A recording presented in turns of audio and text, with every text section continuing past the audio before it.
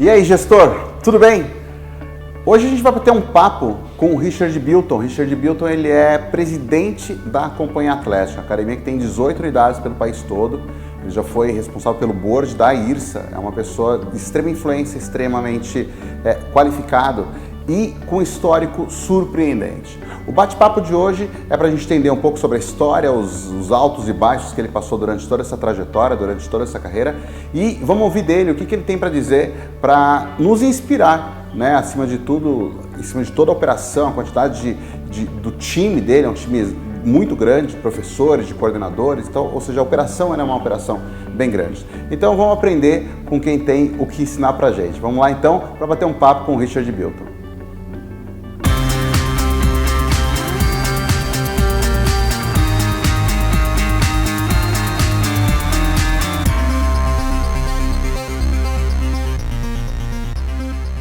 Richard, obrigado por você ter aceitado o convite, né? Estar aqui batendo esse papo. Então, antes de a gente começar, queria que você falasse um pouquinho quem é você, tua história, entender um pouquinho sobre o Richard. Quem que é o Richard? Croco, obrigado pela oportunidade.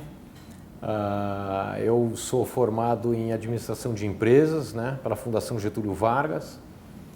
Quando eu entrei neste mercado, ele era basicamente em 85, né, ele era basicamente formado por quem?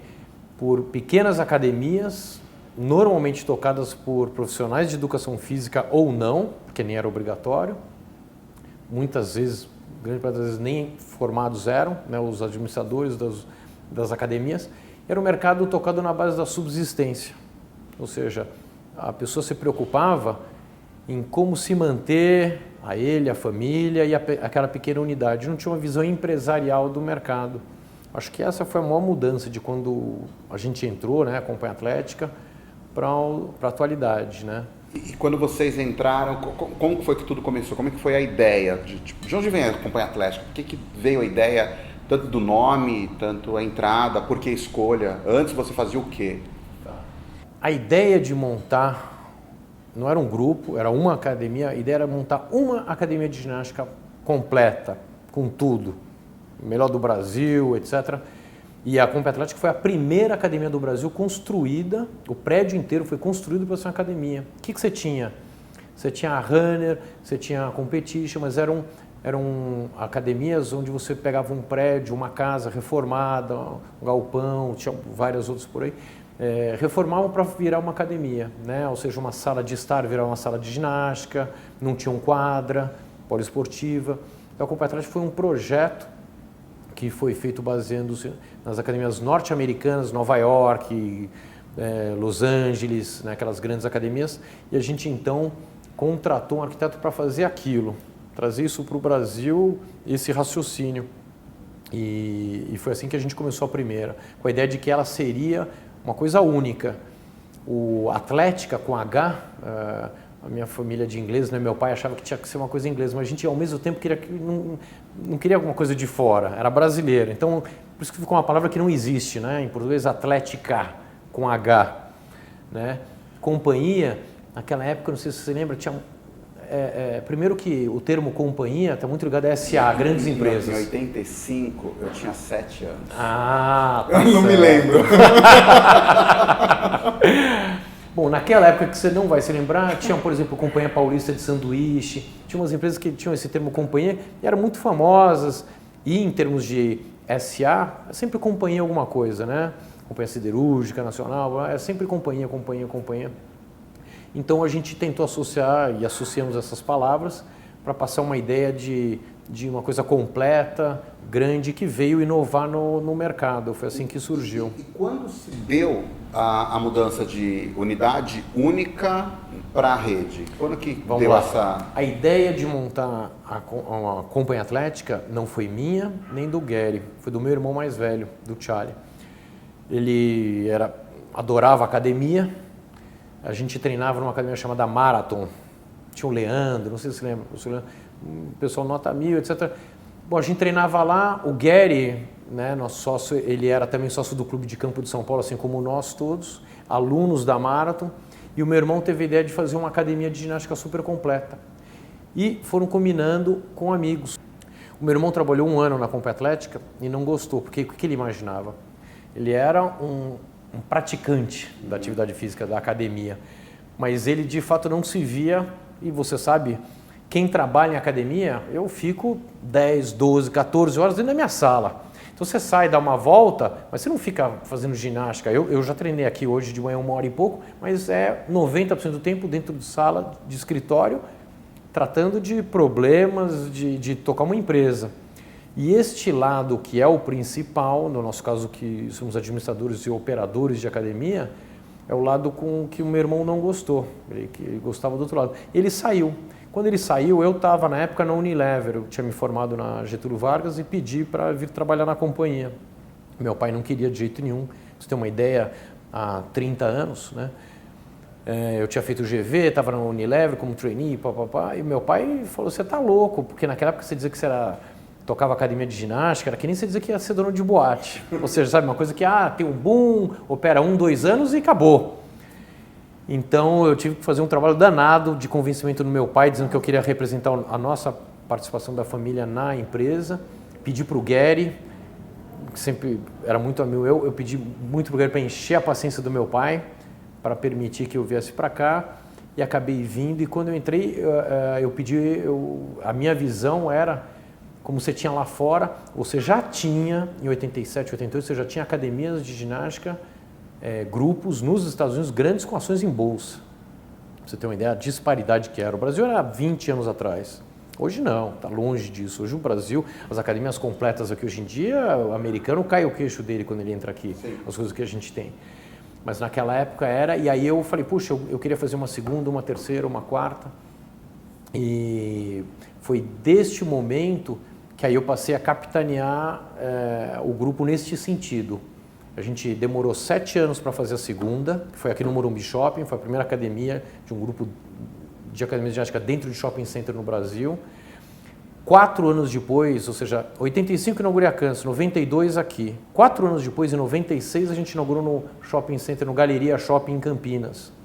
Aí no ano seguinte, no Shopping Colinas, em São José dos Campos. Se você parar para notar, foi devagar, mas foi além de ir apressando, a gente tinha uma meta de uma nova unidade grande, sempre grande, a cada 1 a 2 anos, sempre. Mas a gente foi aprendendo não só o crescimento em quantidade, mas em operações em cidades independentes, que é bem diferente de dizer que é o que o mercado pratica com muita frequência no mundo inteiro, a rede tal opera na cidade tal. Não são operações nacionais. A gente tinha uma visão de empresa bem diferente, que era, nós queremos ser a referência daquela cidade. Então nós vamos para São José dos Campos, vai ser a Academia de São José. Nós vamos para Campinas, era para ser a melhor. Até hoje, em várias cidades, você pega pesquisas aí, às vezes você tem redes que tem 5, 6, 7 unidades naquela cidade. A gente tem uma, a gente vai lá e ganha de melhor academia da cidade. Nosso espírito é ser a mais admirada.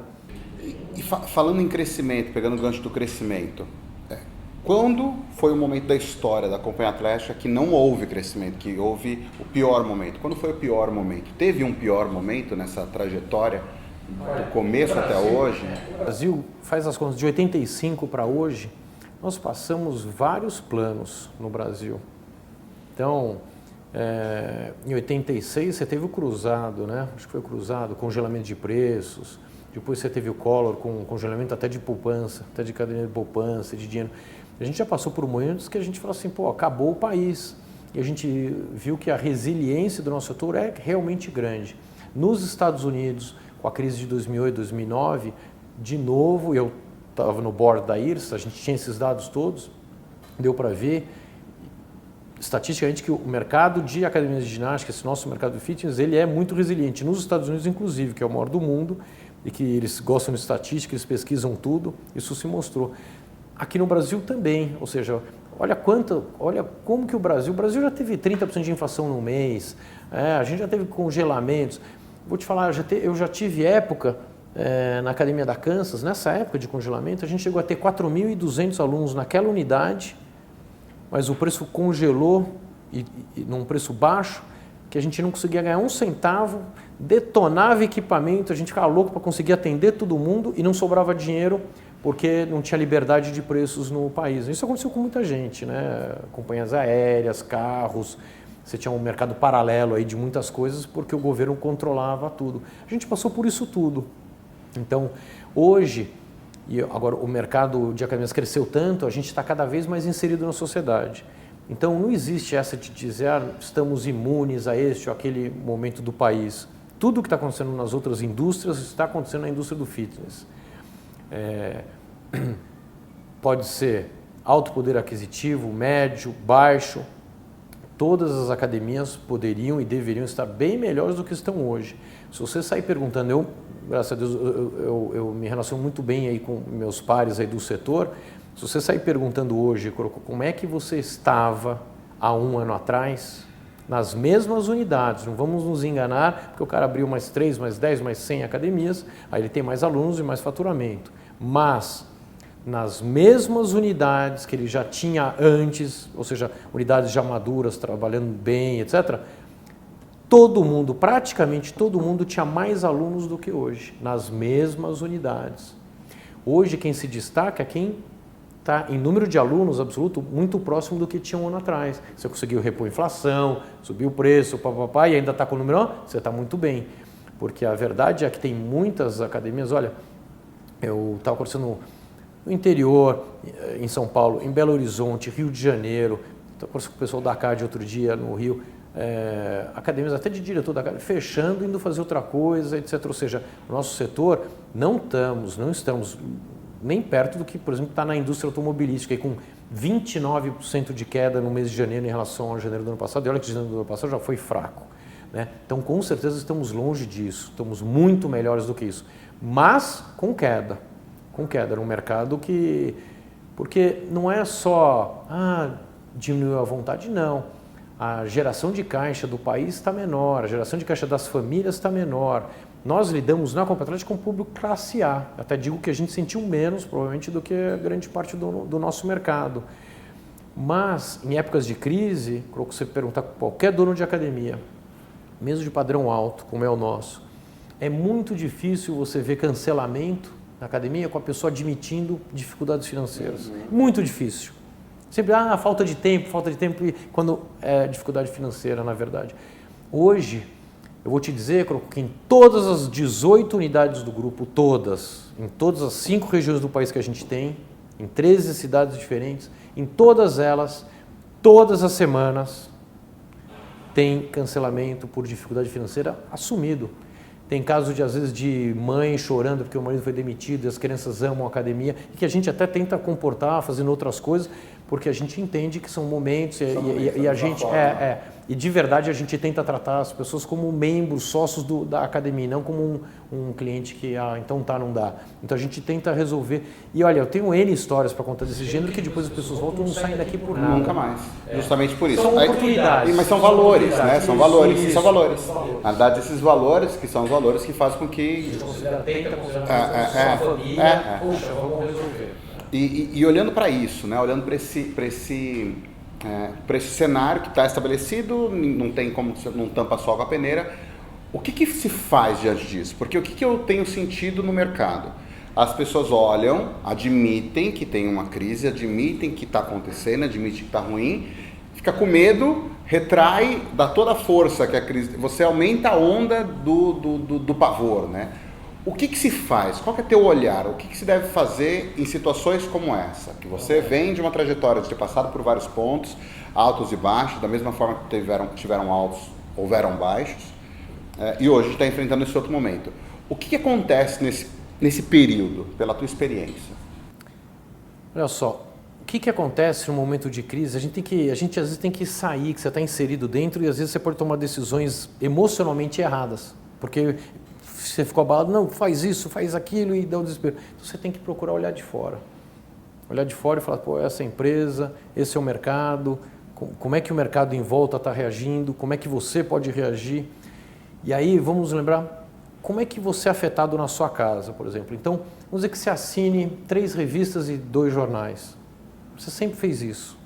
Aí veio a crise. E você sabe que 2 das revistas, eu vou te falar que isso, eu passo por isso, você mal folheia. O que você vai fazer na época da crise? Você vai cortar, você vai cancelar. Aí você é sócio de 3 clubes, que teu filho queria quando ele era pequeno, aí depois ele não vai mais, tua esposa aí não sei onde também não vai mais, alugava uma casa no campo que você não usa mais, o que você faz? Você vai cortar. O que era muito comum dizer? A gente dizia até brincando, aqueles ditados, eu falo até hoje brincando, a gente ganha dinheiro com o suor dos outros, né? É uma coisa do mercado. Era muito comum dizer o quê? Cliente bom é aquele que paga e não vai, porque os equipamentos ficam novinhos, ele não toma banho na tua academia, hoje a água está uma fortuna, ele não consome nada, ele só paga, está membro da academia. Então, isso usando aqueles termos, hoje isso se provou que é a maior falácia, porque na primeira oportunidade esse cara vai cortar esse plano e para você convencê-lo a voltar, nossa, vai ser muito mais difícil que qualquer estranho, porque ele já experimentou.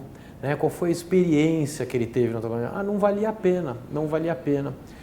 Então, hoje, a gente estava conversando até antes, eu te falei assim, o que a gente tem feito direto, reunido até nesta sala aqui, inclusive várias vezes, todos os gestores de todas as áreas, às vezes dividimos em turnos, professores, dizendo o seguinte, até baseado nessa história que eu te contei, como a gente é em casa, as pessoas têm que sentir a necessidade da companhia atlética, ou da academia onde a pessoa treinar.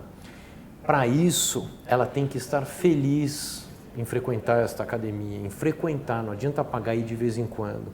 E para ela estar feliz, ela tem que ter resultados. E para ter resultado, a gente precisa saber o que ela quer.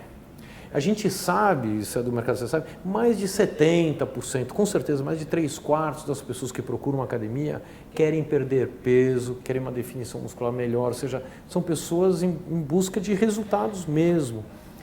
E a gente vê com muita frequência as pessoas largadas, elas entram, pagaram, fizeram o que tinham que fazer, e aí há um descaso aí dentro das academias em geral, as pessoas ficam lá largadas. Eu acho que quanto maior for a atenção, o carinho, o trato dos professores, aí vem essa história do CRM, né?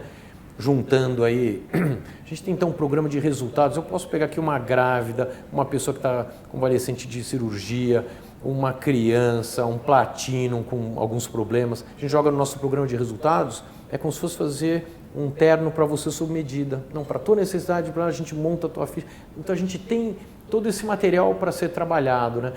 Dentro do nosso software, por exemplo, a gente tem lá o baixa frequência. Pô, se o cara ficou aqui 3 semanas sem frequentar, puxa, dispara de uma série de ações em cima dele. Não é para ficar um mês e ninguém falar nada. Puxa, vai ver que ele está viajando. Então a gente vai saber se ele está viajando, seja lá qual for o motivo. Ou seja, hoje a realidade é que se inverteu tudo. A gente quer que o cara frequente. O cara que frequenta, ele vai sentir falta se ele cortar. Né? Eu tenho uma cunhada que é diretora de uma rede grande dessas de escola de línguas e foi vendido para um grupo de fora, até ela continua lá como diretora. Ela me contou, uns anos já, eles fizeram uma pesquisa grande para saber a importância de mercado, etc.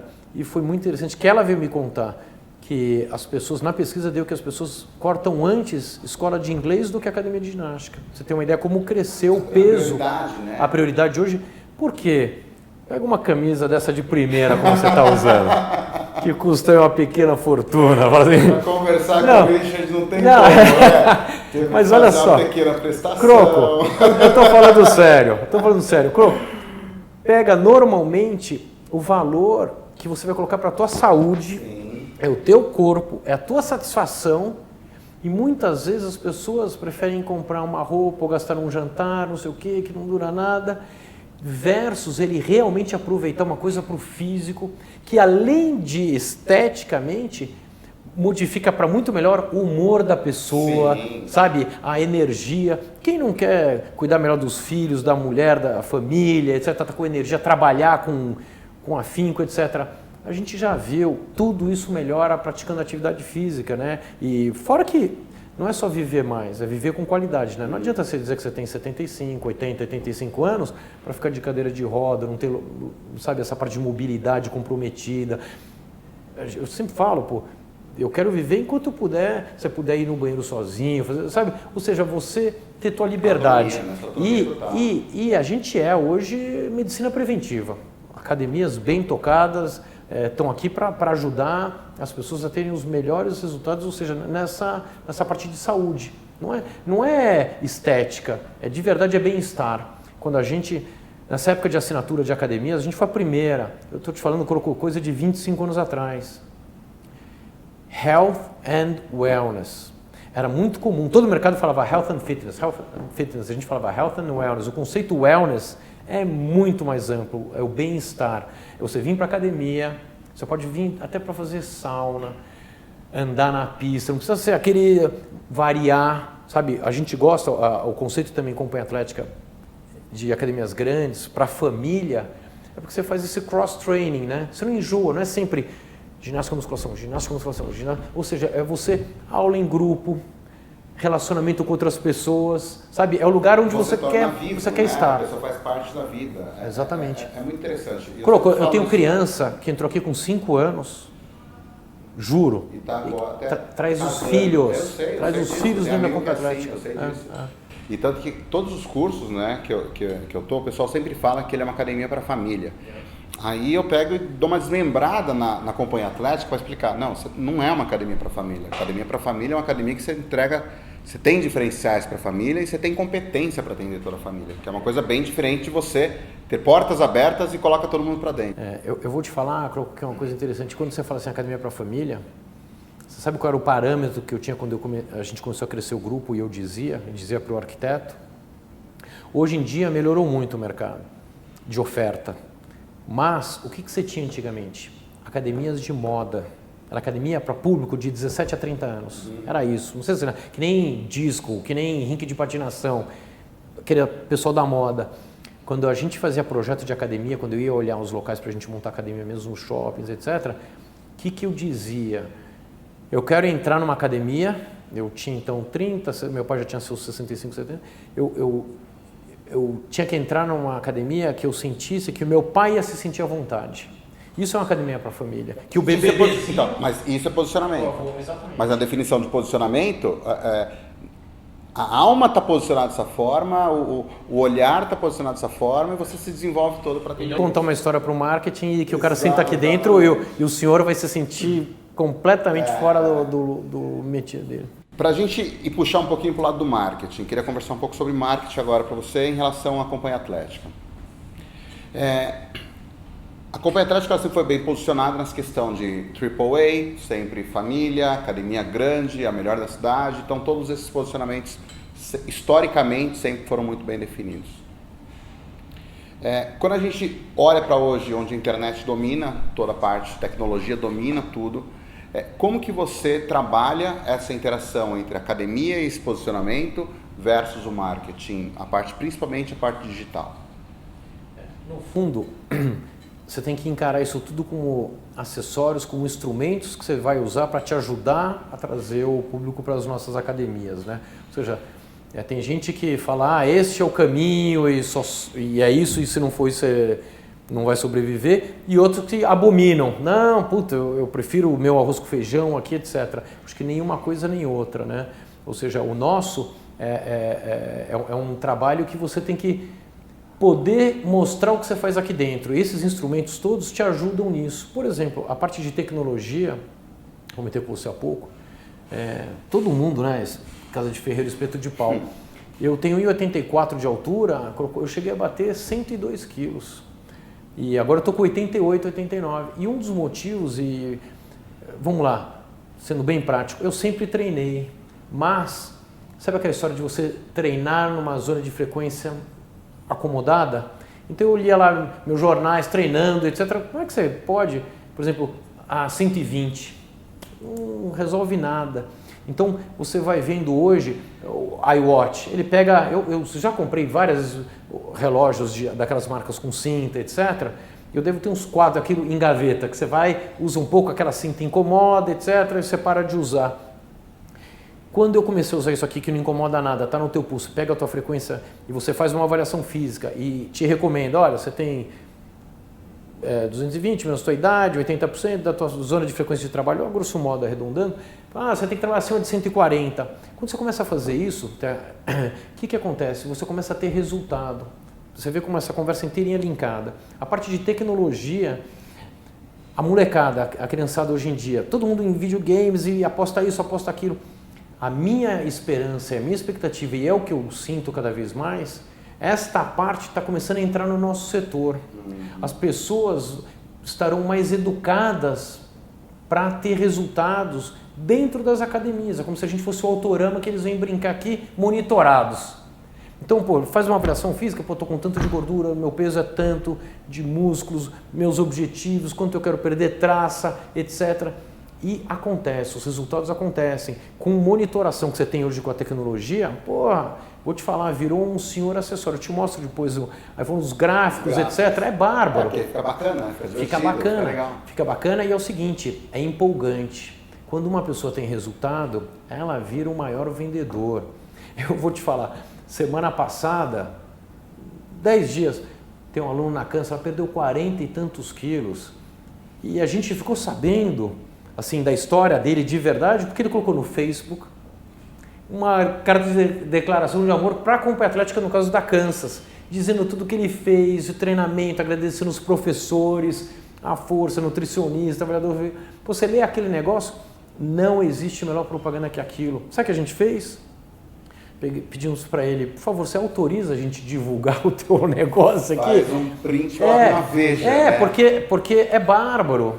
Porque não adianta. Quantas vezes você vê os artistas aí, eu tomo este componente nutricional, esse suplemento, tudo, e você sabe que na verdade, eu uso tal perfume, eu uso tal shampoo, é sempre a mesma coisa. E quando você vê alguém que de fato pratica uma coisa e por isso teve resultado, todo mundo já presta atenção, entendeu? Porque uma das coisas mais famosas de marketing, um mote assim o que te move mais? O prazer ou a dor? É a dor. É a dor. Na verdade, o que incomoda a pessoa move muito mais do que a vontade, porque eu tenho prazer em fazer isso. Não, mas quando você tem vergonha, quando você tem uma coisa que te incomoda, etc., você não sossega enquanto você não resolve aquele negócio. E a dor de cada um tem a sua dor, no caso aí, sobrepeso, obesidade, ou seja, queria estar melhor, etc. Quando você vê uma coisa que dá resultado, batata.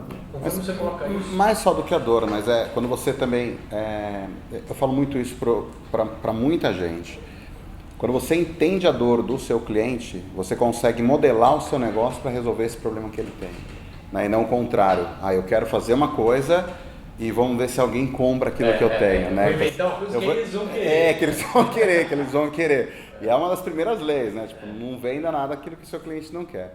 E para a gente fechar, entrando ainda, continuando na parte de marketing, hoje a gente estava discutindo um pouco sobre aquisição de leads. O que vocês estão promovendo, estão produzindo, estão começando a fazer esse trabalho. Como que está acontecendo essa nova onda aqui na companhia? A gente tem o que a gente chama o CIASoft, é o software da Companhia Atlética, né, desenvolvido pela companhia. A gente tem um time de pesquisa e desenvolvimento, aí são 5 pessoas só de software. Entre outras coisas, trabalha com os leads diretamente apontados por alunos. A gente tem do nosso software hoje, dos sites das unidades, né, nas páginas individuais das unidades e do grupo, todas aquelas pessoas que consultam, etc., elas recebem tudo automaticamente. Você tem interesse, automaticamente a nossa unidade recebe se sim ou não, grau de interesse, onde mora, é um lead com qualidade ou não, entendeu? Coisas que eram impensáveis há não muito tempo, ou seja, então hoje, em cima disso tudo, a gente já foi um pouco mais adiante, que eu falei que eu te mostro depois com prazer.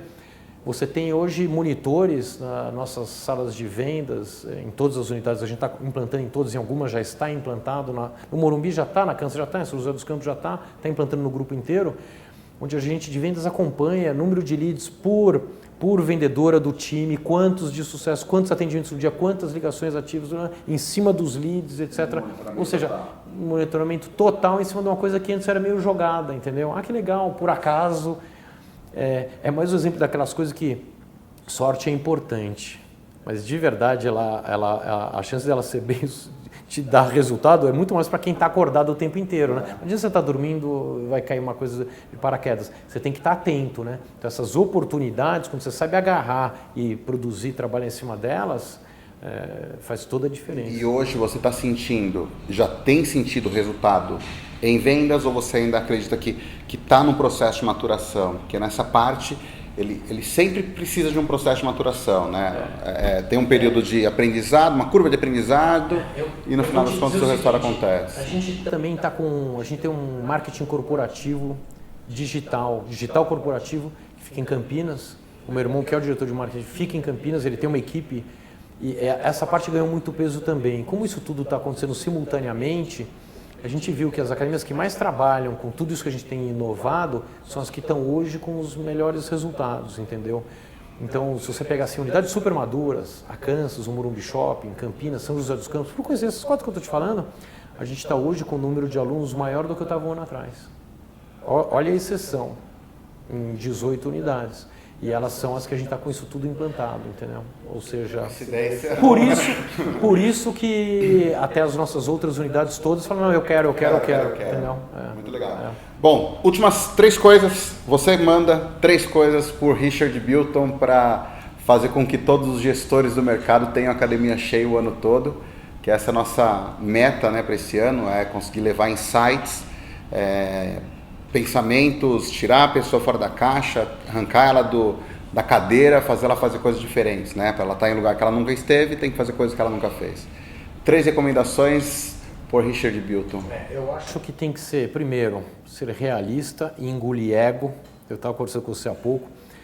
Por que a Companhia Atlética não está fazendo novas unidades hoje? Porque efetivamente o mercado hoje não está dando retorno. Ou seja, se você fala assim, vale a pena hoje você sair gastando aí milhões, 15 milhões, sei lá, para fazer uma academia grande, não vale. Hoje o mercado brasileiro, você está falando até em todos os setores em geral, isso está acontecendo. Está acontecendo com o nosso mercado também, ou seja, é uma dificuldade, uma realidade que você tem que encarar.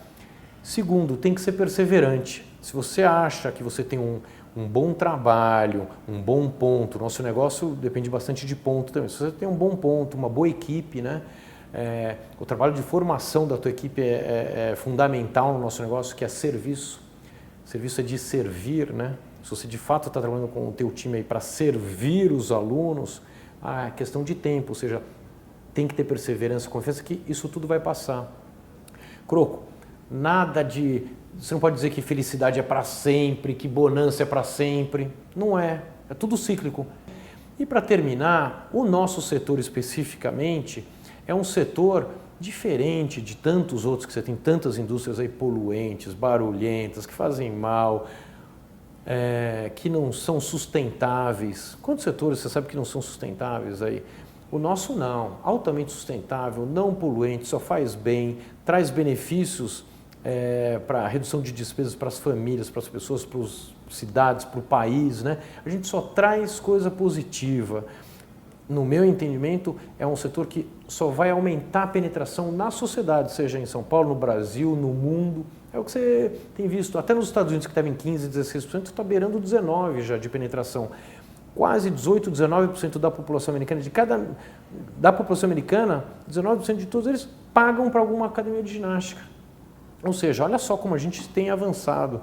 Então, o Brasil ainda está com 4%, ou seja, a tendência, apesar dos pesares, apesar dos problemas que você tem no Brasil, é de um setor que vai crescer. O problema é quantos ficam pelo caminho para resistir a tanta problema que a gente vê aí fora. Mas a realidade é essa, ou seja, a gente tem que... Eu sou um cara sempre otimista, tá? Então, e tem que ser, tem que estar de sucesso. É isso aí. Pessoal, obrigado, Richard. Eu que agradeço, Croco. Obrigado pela participação. Tenho certeza que a Academia Cheia no todo vai ser um sucesso, ainda mais com pessoas com recomendações como a do Richard. Obrigado, até a próxima, pessoal. Obrigado. Sensacional!